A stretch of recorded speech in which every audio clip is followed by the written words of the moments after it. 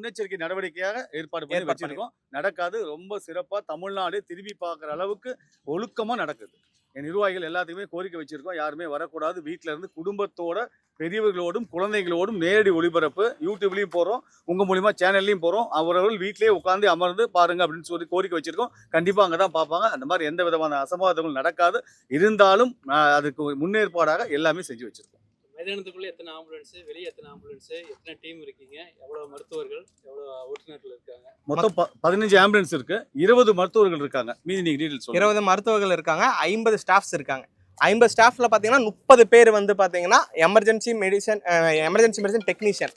அப்படின்னா எல்லாம் அவங்க எமர்ஜென்சியில பேஷண்ட் எப்படி ஹேண்டில் பண்ண முடியும்னு தெரிஞ்சவங்க.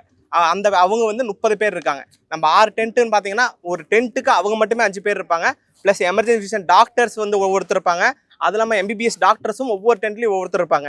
நம்ம உள்ள 15 ஆம்புலன்ஸ் இல்லாமல் வெளியும் 4 ஆம்புலன்ஸ் வந்து நிறுத்துறோம். ஏன்னா வெளியே க்ரௌடு சேரும். இன்கேஸ் அவங்களுக்கு ஏதாவது ஒன்றாலும் ஷிஃப்ட் பண்ணுறதுக்கு ஈஸியாக இருக்குங்கிறதுக்காக நாங்கள் வந்து மெயினாக அதையும் பண்ணியிருக்கோம்.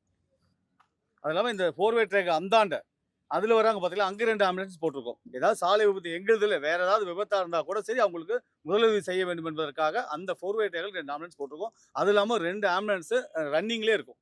இந்த லாஸ்ட்ல இருந்து ஸ்ரீலாங்கப்பட்டி பைபாஸ்ல இருந்து அம்மாப்பேட்டை பைபாஸ் வரைக்கும் மூவ்மெண்ட்லேயே பண்ணுறதுக்கு அது ஒரு 2 ஆம்புலன்ஸ் தனியாக கொடுத்துருக்கோம். அது ஒரு டீம் தனியாக இருக்காங்க.